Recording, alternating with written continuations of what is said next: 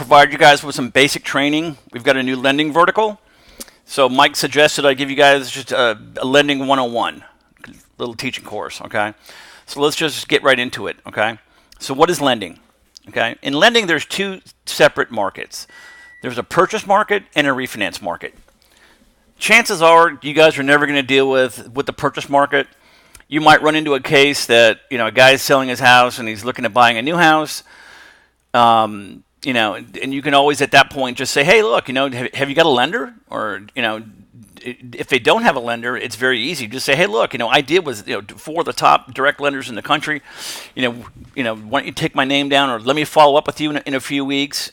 Is there a chance I can have one of my guys give you a call back to see if we can help you out? Something like that, okay? The majority of the deals that you guys are going to be doing, it's all in the refinance market, okay? Now, in that refinance market, there's 5 separate types of refis. There's a rate term refi, a cash out refi, reverse mortgage, a VA loan for vets, and a HELOC, okay? Now, what we're going to do is I'm going to skip over this part. What are the details of a refinance? We're going to come back to it, but I'm going to head right down here and describe what are the details of each loan product, okay? Like I said, the rate term refi is probably, I'd say 85-90% of the deals that you guys are going to be doing, okay? Now, like it says in the definition, a rate term refi is the refinancing of an existing mortgage for the purpose of changing the interest and or term of the mortgage without advancing new money on the loan. Hence, they can't get cash out, okay? Now, the majority of refis that we're going to be doing are typically going to be guys at 4% or 4.25%, and he's looking at getting below 3.9. Okay, but with respect to the rate term refi, some people want to take a 30 and bring it down to a 20 or bring it down to a 15. You can change the term, you can change the rate. Okay, you just can't get any cash out. Okay. Now, on a cash-out refis are a little different, okay? Because essentially what you're doing is you're basically creating an entirely new loan, but you're taking cash out of the equity of the loan. So to read the definition, a cash-out refinance is a replacement of your first mortgage. The interest rates on a cash-out are typically a little bit lower, okay, than the interest rate on a home equity loan, okay? But they're still in term of, with respect to the rate term refis, the rates are they're pretty close, okay? Now, with respect to a reverse mortgage, totally different product, okay? This product is going to be for anybody that you talk to that doesn't have a loan on their house. Oh, my house is paid off, okay? If they're over 62 years, okay, if they're over 62 years old, they can convert a majority of the part of their equity in their houses into cash, okay? Typically, they'll go up to 75-80%. Now, the product was developed as a means to help retirees with limited income to use the equity in their home to cover living expenses and medical costs, okay? There is no credit qualifying as long as they've got equity in the house, okay? And they've got some form of income, okay? Now, they no longer have a mortgage payment, but they're still going to be obligated to pay for taxes and insurance. Okay, it's a great product. I'm sure we're going to have a lengthy discussion at some point about all the pros and cons of a reverse mortgage, and I can get you guys any data that you guys want. Bottom line is, if someone's got a house, they're over 62, they've got equity in their home, and they're struggling, or they want to, or they need additional income, this is a fantastic product, okay? Fantastic product. Now, the VA loan essentially is just that. It's a loan for vets. It's a mortgage loan it's guaranteed by the U.S. government, okay? There's a lot of lenders out there that are doing them. We've got lenders that do them on a purchase or a refi. The beauty about the VA product for a vet is that the credit qualifying, income qualifying, and loan to values are all very, very different than a typical conventional, FHA loan or a typical conventional loan. LTVs go up to 100%. FICO scores can go down as low as 600. It's a good product, and vets really get a break on these. Okay, so I'm not saying that we have to, ask the person if he's a veteran, but typically when you're asking somebody if they currently have a mortgage, oh, is it a fixed rate? They'll tell you, I've got a VA loan. Okay, so at that point in time, you just know that they've got a VA loan. With respect to a HELOC, HELOCs are just nothing more than a home equity line of credit. Okay, it's a true second mortgage. So if you've got a $300,000 loan, you've got $200,000 worth of equity, and let's say you want to take out $80,000. Okay, you essentially would still keep your current mortgage. Okay, but they would just issue you a second mortgage based on the equity that you're drawing from the property. Okay, so now you'd have a first and a second.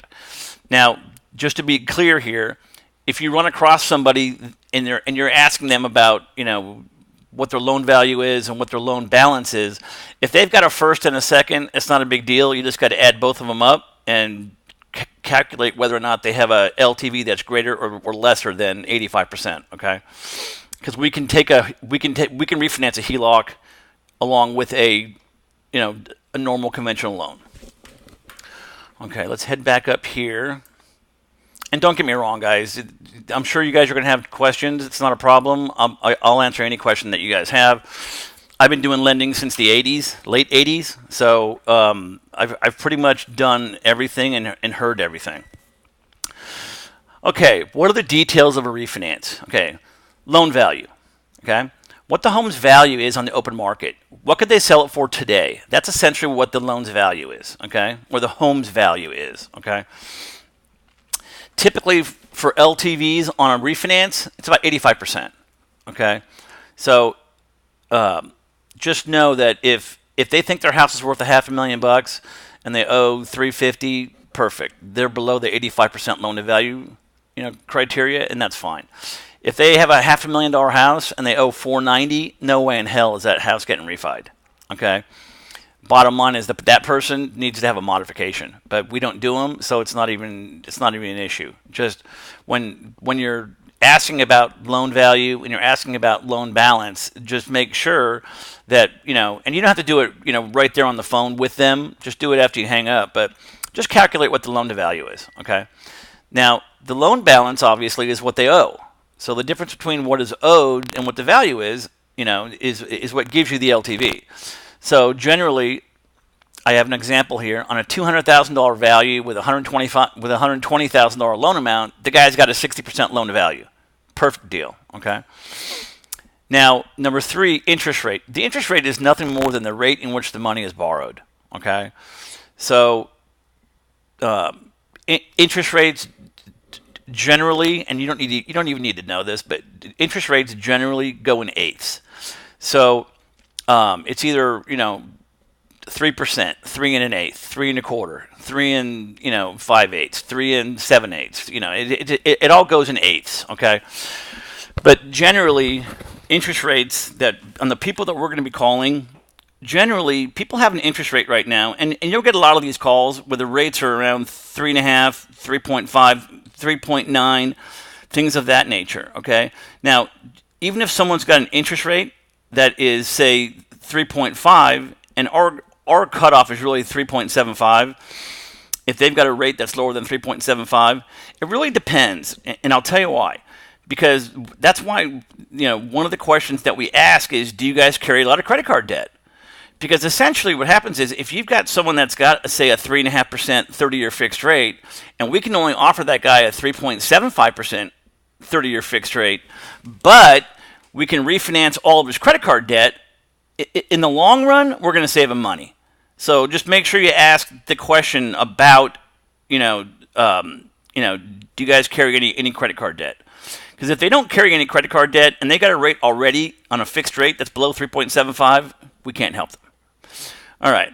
So with rates, there's 2 different types. There's a fixed rate and there's an adjustable rate.